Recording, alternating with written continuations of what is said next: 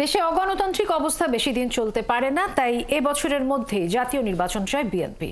EU রাষ্ট্রদূতের সাথে বৈঠক শেষে একথা জানিয়েছেন দলটির স্থায়ী কমিটির সদস্য আমির খসরু মাহমুদ চৌধুরী।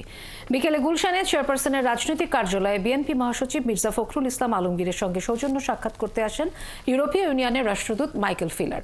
বৈঠকে বিএনপির স্থায়ী কমিটি ও চেয়ারপারসন ফরেন অ্যাফেয়ার্স অ্যাডভাইজারি কমিটির সদস্য ডক্টর আব্দুল মঈন খান এবং আমির খসরু মাহমুদ চৌধুরীও উপস্থিত ছিলেন। বৈঠক শেষে সংবাদ সম্মেলনে আমির খসরু জানান, দেশের বর্তমান প্রেক্ষাপটে অর্থনৈতিক পরিস্থিতি, সংস্কার ও নির্বাচন নিয়ে বিএনপির ভাবনা কি তা তারা জানতে চেয়েছেন।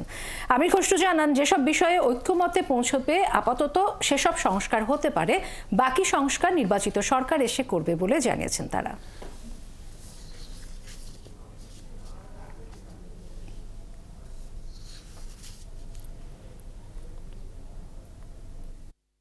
এই বছরের মধ্যে নির্বাচন সম্পন্ন হওয়া অত্যন্ত জরুরি এবং অন্য কোনো ভাবনা দিকে না গিয়ে সরাসরি জাতীয় নির্বাচনের দিকে গিয়ে দেশের আগামী দিনে একটি নির্বাচিত সরকারের হাতে ক্ষমতা হস্তান্তর করে বাংলাদেশে গণতান্ত্রিক প্রক্রিয়া অব্যাহত রাখার জন্য।